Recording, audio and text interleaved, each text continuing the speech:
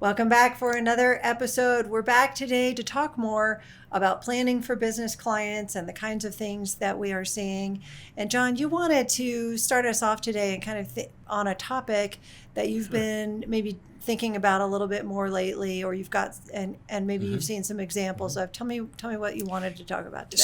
So today I'd like to talk about the unintended consequences of exit planning for business owners.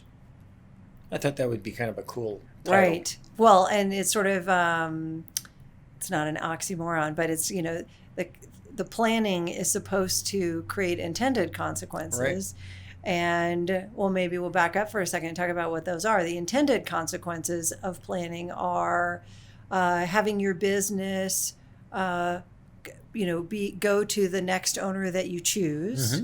On the timeline that you set for yourself if you're a business owner, and having your business have the value that you want or need from it. So those are intended consequences of planning for your business. And that's really what most people spend all of their time on is, okay, what consequences are you intending to get? So that's what we would have called goals. Right. And what do we have to do to get there, which is the part where we do the planning. Right. Okay, so that would be the normal course of things.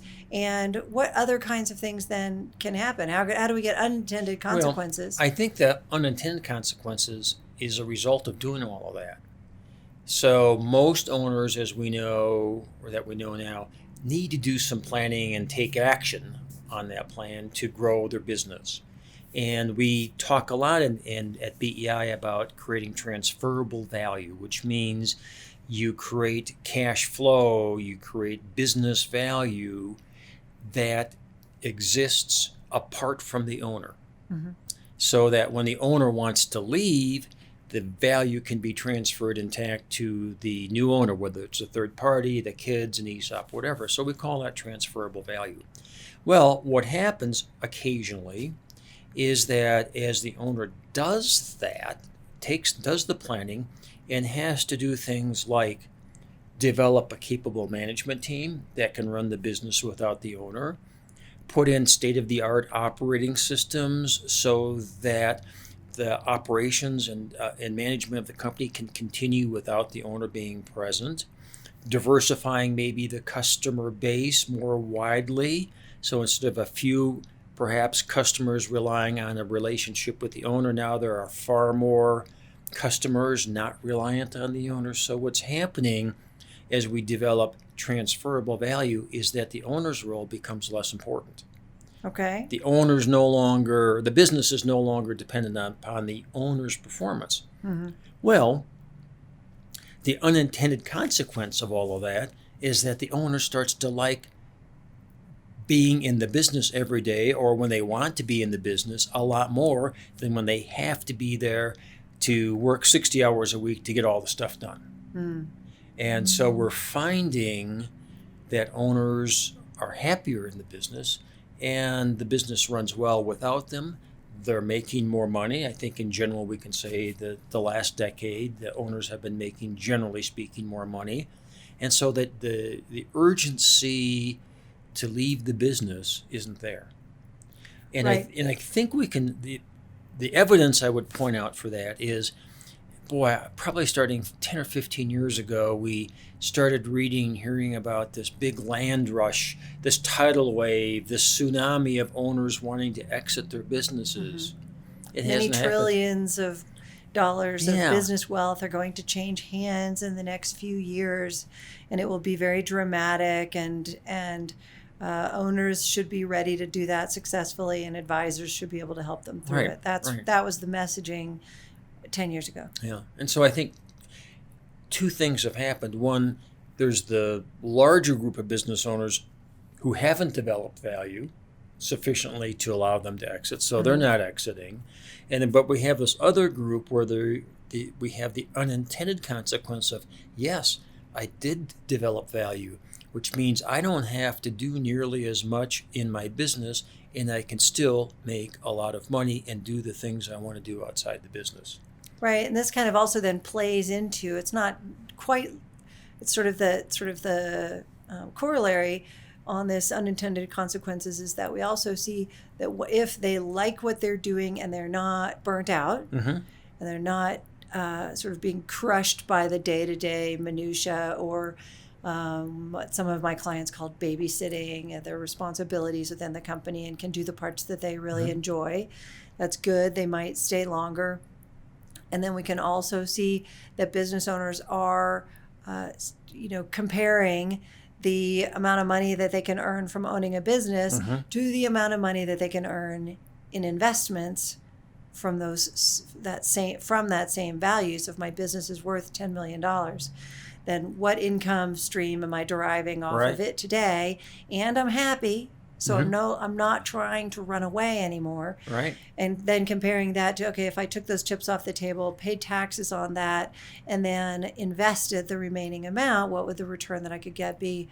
Doesn't look that good. And we've talked about this. It's one of the things that that sort of flows through some of the content that BEI produces, is that business owners have to make that assessment all the time. And so it's not quite the unintended consequences that now they have more options, really, is what you're saying. They can stay. Or they can sell. Or they can sell. And so they have more and better options available to them. And more business owners than maybe we expected, maybe more baby boomers than we thought, are sticking around. And they're also evaluating, what are my other choices for things I could be doing, or ways I could be making money, or continuing to benefit my family. And they're saying, this business is actually not a bad. And they like doing it. Yeah. Their friends are there. Their customers are their friends. The employees are people that look up to them, and vice versa. So I think there's a lot of non-financial benefits of continuing to own your business, which then may raise a question in the minds of the people listening. Here are two people who have an exit planning business, helping business owners exit their businesses, and now we're suggesting that maybe that's not what you want to do. Right. But that's okay. For us, what we're trying to do is create businesses that are successful, that can run well without the owner's presence, and then it's up to the owner to decide what she wants to do. Right. An exit is whatever an owner makes of it. And that just goes back to fundamental planning in the way that, what I usually call BEI style planning, which is that owners don't have to exit. They don't have to want to exit. They do have to plan in order to have whatever it is that they're trying to do be successful, but they don't have to leave. And I would say there are a lot of professional advisors who maybe get a little wound up about the idea of helping business owners exit their businesses, and maybe have blinders on, don't always see the options that are available to their clients to stay in, or do less, or maybe shift the way that the business operates, or participate in. I've seen lots of businesses where they essentially break up the business activities into these different kinds of things, and a business owner may stay with a smaller portion. Right. Well, they can still be active in maybe a subdivision or particular segment of the business. I think that's very typical. The one thing I would add to all of this, though, is that if you're an owner listening in and you're thinking, well, that sounds pretty appealing to me, by all means, move farther along the road. But one thing we should pay particular attention to in that scenario is business succession planning, business continuity planning. What happens, business owner, to the business and to your family if something happens to you? If you become disabled or you die during this lengthened ownership period, we really need to deal with that scenario so that the goals you've set for your business and your family will be achieved whether you survive or whether you don't. Right. I tell people all the time, one of my grandfathers lived to be, I think, 102. And had he been, an owner of a very successful business, he wasn't, he was a regular guy, but had he had a very successful business when he was 65 or 70 years old, instead of decided not to leave, things are going really well, I think I'm gonna keep this business, keeping it until age 102 would have required some pretty extensive planning in order to have it go well and have it end well. So even business owners who do some planning, change their mind, decide to stay, delay their departure or something like that, that brings up additional planning. I agree with you, that needs to happen so that this longer connection to the business can be satisfied. This actually brings up sort of one of the unintended consequences that I was thinking about when you mentioned this topic, and that is that, in family business, we now see that if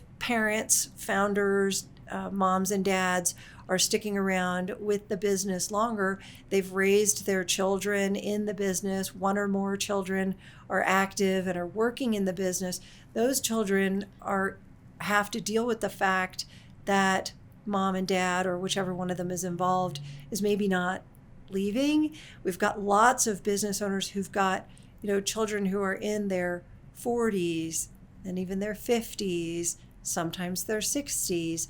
The children have not fully been able to take over ownership of the business because the parents are staying longer. And so I think it does create a little bit of an unanticipated, an unintended consequence in family dynamics, where in previous generations, so 50 years ago, that just wasn't quite so much of a thing. The children grew up in the business, took over the business. They took over during their sort of what would have been their prime working years, maybe aged, 25 to 55 or something in there. They really take over leadership of the business. But when the parents end up staying involved longer, the children don't get to take over as quickly. And somebody who's looking at the overall sort of, just the sort of, the biosphere that has all of these moving parts in it, is going to need to think about that, because what do these other generations of the family need? If the first one is holding on tight or holding on a long time, that's maybe okay. And it's certainly, as we've said, it's their right to do. But subsequent generations have to change their planning as well, right? Right. It could. And so, again, we can talk about these unintended consequences forever, because there can be a lot of them. So in Elizabeth's scenario, what I found is that a lot of owners want to hang in the business, but they don't necessarily need, especially in a family-run business, they don't necessarily need to control everything. Sometimes they just want a place to go to. They want to maintain some of the customer relationships. They want an office in the office building that they're in. And so they just want to still be part of the business, although they're not averse to transferring ownership and maybe control to the kids. I think that can happen a lot. And then maybe the final thing I'd say on all of this is that if you're thinking of staying a long time in the business, you need to explain that to your key people. Right. You need to have... So they don't wonder. Yeah, they wonder, and they're going to say, well, he's 74 years old and he's still hanging in. What's going to happen to this business without him, and what's our future in the business? You need to have a plan. You need to have a way to motivate and keep these key employees long-term, where they see the benefit of staying long-term with the company, and they see that ultimately there is a succession plan in place so the business doesn't fall apart. So staying in the business indefinitely, you don't need an exit plan necessarily to exit on a certain date, but you do need to do all of the planning to build transferable value, to keep the key employees motivated, to keep the successor owners, maybe the children, happy, or at least satisfied with what ultimately is going to happen with the transfer of ownership. And there's all different kinds of these kind of, I would say, for the most part, nice unintended consequences or benefits of doing proper planning. Very small examples I can think of before we close would be things like, I think I'm going to put my business on the market and sell it. So I start getting the business ready.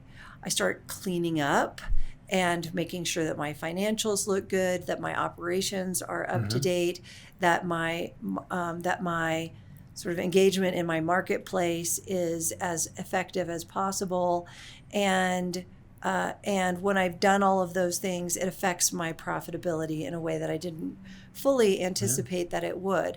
It affects my business's ability to be successful because I'm no longer making decisions on, geez, I'd like to be able to take the last year of the month off, so let me change all of our projects around for that. Now I'm actually running my business in order to build what you call transferable value, and it gives me some other options, and it gives me maybe some opportunities to sell the business in a way that I didn't have before. Right. So, and it might give me those, the planning that I do for business continuity, as you mentioned.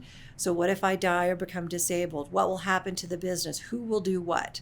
Okay, well, if I do that planning today and communicate those plans with other people, I have now created a more stable business where people have more information and there's lower risk. So if I reduce the amount of risk in my business, then my unintended consequence might be that I'm able to spend more time away from the business. And that's not really what I was trying to do. I was really trying to protect the company in case I have a stroke. But now I haven't had a stroke, but I can actually go off and do some other things. Yeah. So unintended consequences comes throughout the planning process where we're really trying to achieve one thing, and we may end up with all these other kind of potential benefits, right? Right. All right. Well, I think that all it really does, all we've done today, John, is say planning is good and lots of good things come from it. So, but that is what we think. So I think it was accurate. Well, and that's also why we plan. That is why we plan. So join us again for another episode. We will be back to talk more about why we plan and how planning will impact businesses, their owners, their families, their communities, their industries, and all other matters. So thanks for being here today. Thanks, John. Thank you, Elizabeth. We'll see you next time.